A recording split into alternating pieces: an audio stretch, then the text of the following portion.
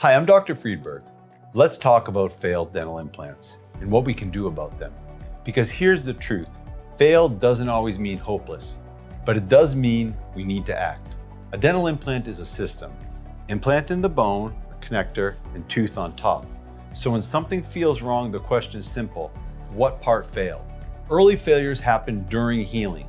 The implant is supposed to fuse to bone. If it doesn't, it can loosen. Late failure is something different, usually associated with infection, inflammation, and sometimes bone loss. Or it could be mechanical, a loose crown, loose screw, too much pressure. Different problems, different solutions. What should you watch for? Looseness, bleeding, pain when you bite, or something just feels off. That's your signal. Don't wait. Here's what we do.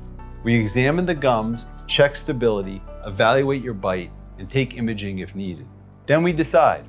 If it's mechanical, we fix the part. If it's inflammation, we clean and control it. If it's deeper, we treat it more aggressively. If the implant has failed, we remove it, clean the area, rebuild the bone if needed, and when ready, we can try again. But sometimes the right move is not another implant. Expect some soreness and some swelling, but real healing takes time. So here's the takeaway. If it feels loose or painful or not right, get it checked.